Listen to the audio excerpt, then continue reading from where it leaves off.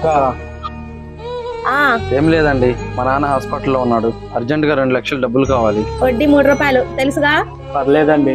అయితే ఈ నోటు మీద ఎవరో ఒకరు సంతకం పెట్టి డబ్బులు తీసుకెళ్ళండి. అమ్మో, అయితే నేను పెడితే ఒకవేళ వాడు డబ్బులు కట్టకపోతే నా మీద పడతాయో అమ్మో, రేపు పొద్దున అన్నయ్య డబ్బులు కట్టకపోతే నా మీద పడతాయి. నేను పెట్టను. తమ్ముడు నువ్వు పెట్టు సంతకం. లేదన్నయ్య నువ్వే పెట్టు. ఏం పర్లేదు తమ్ముడు, నువ్వు పెట్టు. పర్లేదన్నయ్య నువ్వు పెట్టన్నయ్య. హే ఆపండి, సంతకం పెట్టడానికి ఒకరి మీద ఒకరు చెప్పుకుంటున్నారు. అసలు నా డబ్బులు ఇస్తారా రేపటి రోజున? నేను మీకు ఇవ్వను, వెళ్ళండి. ఏంటి మళ్ళీ వచ్చారు? కొంచెం డబ్బు కావాలండి. డబ్బులా? మీ నాన్న వైద్యం అందక చనిపోయాడుగా, మీకెందుకు డబ్బులు? చనిపోయినాక కార్యక్రమాలు అవి ఉంటాయిగా, వాటి కోసం కొంచెం డబ్బు కావాలి. అవైనా చేయాలిగా మేము. సంతకం ఎవరు పెడతారు? ఎవరి సంతకం వాళ్ళే పెడతామండి. అవును.